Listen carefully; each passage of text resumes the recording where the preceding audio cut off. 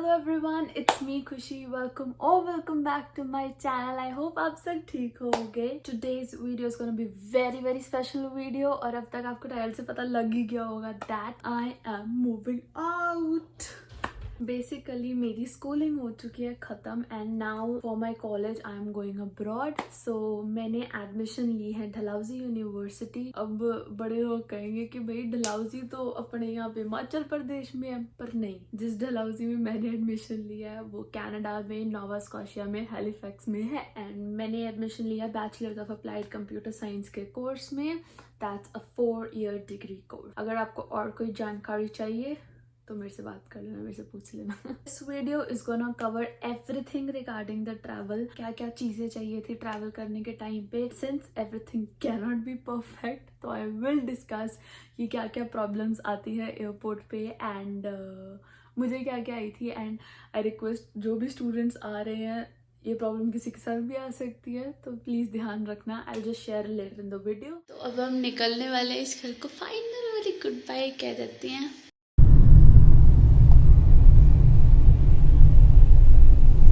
First things first, flight details.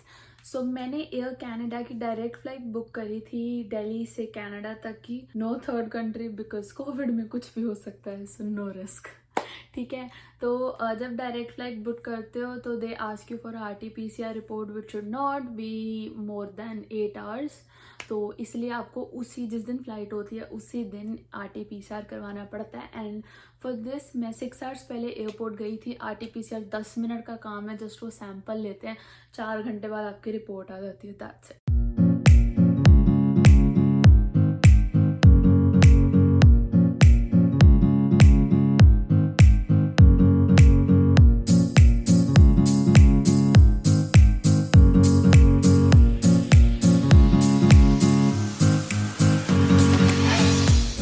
Second cheese, if you are on a student visa and you are going for the first time, I will link down the PDF which was very helpful to me. It basically contains what documents you should be carrying while at the airport. आपको description box में वो PDF मिल जाएगी, उसमें से आप देख लो, अपनी file को वैसे अरेंज कर लो and you will be good to go.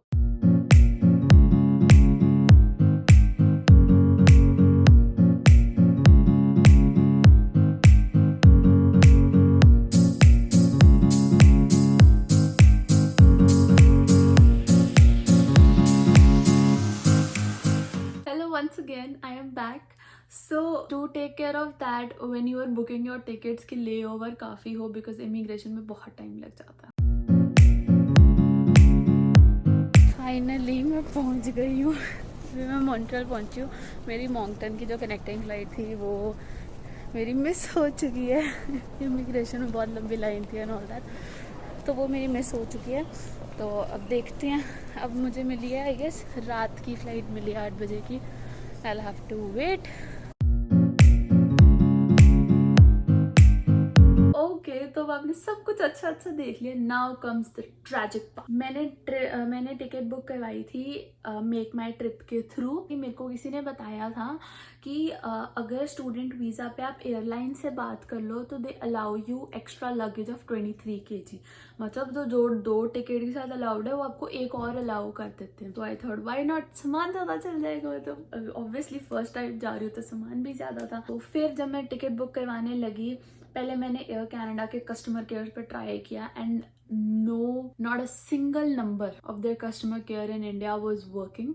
Then I left email for them stating कि ऐसे ऐसे मैं इंटरनेशनल स्टूडेंट हूँ एंड मैं स्टूडेंट वीज़ा पे जा रही हूँ. These are my flight detail, student visa approval, तो आप मुझे ऐसे ऐसे अलाउ कर सकते हो. And the very next day I got a call from make My trip. मुझे मेक माई ट्रिप के कस्टमर केयर से कॉल आया कि ऐसे ऐसे हमें पता लगा है कि आप एक्स्ट्रा लगेज के लिए पूछ रहे हो एंड दे सेड कि हाँ आपको अलाउड है. मेरे फ़ोन पे कॉल की रिकॉर्डिंग ऑन थी, कन्वर्सेशन होगी रिकॉर्ड. तो फिर मैंने उनको बोला था कि आप मुझे मेल में डाल दो कि मेरे को एक्स्ट्रा अलाउड है. अभी परस्यू नहीं किया. मैंने कहा चल कॉल रिकॉर्डिंग तो है ही as a proof.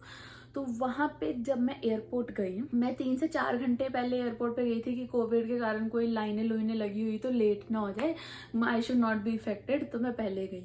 Delhi airport enter ही करी थी, एक काउंटर से मैंने अपनी कोविड की रिपोर्ट पकड़ी और दूसरे काउंटर पे मैं बैगेज ड्रॉप करने जा रही थी। और जी वहाँ पे जब मैं बैगेज ड्रॉप करने लगी तो वो कहते कि यू विल हैव टू पे extra, and I was like extra for what? अब ना मेरे पास भी इंडियन करेंसी ना Indian SIM, how should I call my parents? पर फिर मैंने मैनेज कर लिया पेरेंट्स को कॉल करने के लिए, and then I asked them to give me the recording. I showed the recording to the person who was dealing with my bag. तो उनको मैंने बोला कि भाई मुझे तो उन्होंने ऐसे ऐसे बोला है कि यू हैव बीन अलाउड। वो कहते we can not say anything, अगर आपके पास ईमेल भी है हम तभी भी कुछ नहीं कह सकते हैं बिकॉज हमारे सिस्टम पे शो नहीं हो रहा। उन्होंने काफ़ी ज़्यादा अमाउंट मांगी थी मेरे से एक्स्ट्रा बैगेज के लिए, ने लाइक कि मुझे उससे सस्ता पड़ जाएगा अगर मैं कोरियर करवाऊंगी। मेरा मूड ना उस टाइम पे थोड़ा सा अपसेट हो गया था बिकॉज जब आप घर से पैकिंग ऐसे 3 बैग्स में करके आए then you have to take 2 bags, मतलब अब क्या सामान छोड़ू क्या सामान लूँ। Anyhow me and my mother we manage to pack it in 2 bags. अब थोड़ा सा सामान मेरा वहाँ पे ऑब्वियसली रहना ही था क्योंकि कहाँ से आएगा इतना सामान ना, तो अब वो फिर हमने सोचा कि कोरियर करके मंगवा लेंगे। वहाँ पे इतना टाइम हमारा इसलिए वेस्ट हुआ क्योंकि हमने मेक माई ट्रिप वालों के कस्टमर केयर को फोन किया कि भाई कर क्या रहे हो तुम, चल क्या रहा है तुम्हारा, और मेरे को लग रहा था कि मेरी फ्लाइट मत मिस हो जाए। So I was getting so tensed and मैंने बोला कि बस छोड़ दो, जितना हो गया पैक चलते हैं। एंड बस फिर हम लोग निकल गए मतलब इस सब में मैं इतना लेट हो गई थी, मुझे भाग भाग के मैं मुश्किल से फाइनल कॉल पे पहुंची थी फ्लाइट में।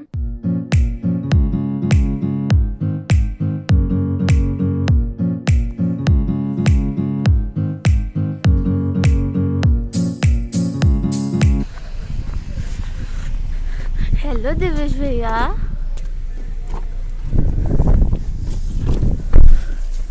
बहुत ठंडा यार बाहर तो। देवेश भैया मेरे लिए केक लाए हो। मेरा ये स्टोरी आपको बताने का ये मकसद है कि अगर जैसे आप लोग स्टूडेंट्स हो या आप आ रहे हो कनाडा या कहीं और भी जा रहे हो, मतलब ऑस्ट्रेलिया जा रहे हो, यूके जा रहे हो, कहीं भी जा रहे हो, this third party websites like Make My Trip and so on, वो आपको कहती हैं ऐसा कुछ, तो प्लीज टिकट की कंफर्मेशन लो। Don't let them make fool of you just like they made mine. उन्होंने बोला था कि हम आपका कोरियर करवा देंगे बैग, एंड टिल डेट बस कल पे बात टाली जा रहे, कर कुछ भी नहीं रहे। Don't let them make fool of you, ध्यान से प्रूफ के साथ चलो। एंड या अगर मैं बाकी ट्रैवल की बात करूँ, एवरीथिंग वाज प्रिटी स्मूथ, मेरे को कोई प्रॉब्लम नहीं आई है। एंड अगर जैसे आप पहली बार ट्रैवल कर रहे हो ना, मैं पहले इंटरनेशनल ट्रैवल कर चुकी हूँ तो मुझे इतना कोई फर्क नहीं पड़ रहा था, मुझे ऑब्वियसली पता था सब कुछ। एक एडवाइस है, जो सामने वाला बंदा है ना उसकी बात सुनो, अगर फिर भी आपको समझ नहीं आता है क्या कह रहा है तो you can ask anybody, everyone is so happy to help, so nothing to worry. खुश रहो, कॉन्फिडेंस के साथ सब कुछ हो जाता है। मेरे साथ 2 धक्के हुए थे, एक पहला धक्का बैग वाला हुआ था, दूसरा धक्का हुआ था मुझे 12 घंटे एयरपोर्ट पे वेट करनी पड़ी थी, बट इट्स फाइन। कुछ अच्छा पाने के लिए कुछ पापड़ बेलने पड़ते हैं। या basically this was the story. एक और बात कहना चाहूंगी, मैं ना बहुत स्ट्रांग बनी थी, मैंने बोला था मैंने रोना ही नहीं है जाने के टाइम। मैंने बहुत ट्राई किया, जब मैंने सबको बाय करी मैं बिल्कुल भी नहीं रोई, इवन मेरी बड़ी मम्मा रो पड़े थे, मेरे पापा भी ऑलमोस्ट रोने की हालत में थे, बट मैं बिल्कुल नहीं रोई। तो बट जब बाद में ये सब कुछ हुआ and then I said bye to my mom, I was literally crying and so was my mom, and तब मैं जरूर रही थी क्योंकि मतलब ना तब मुझे ऐसा लग रहा था कि क्यों ये गलत हो रहा है, क्यों ये गलत हो रहा है। Then I gathered myself and said कुछ नहीं होता Khushi, this is just a start, आगे बहुत चीजें हैं जो अकेले हैंडल करनी है। So yes, be confident and yeah that's it. This was a short time. That's it for this video. I hope you liked my travel vlog and also आगे बहुत सारा मस्ती वाला कंटेंट आने वाला है and also मैं अपने experiences भी share करूँगी. Yes. So stay tuned for further videos. Until then, bye bye and don't forget to subscribe to my channel.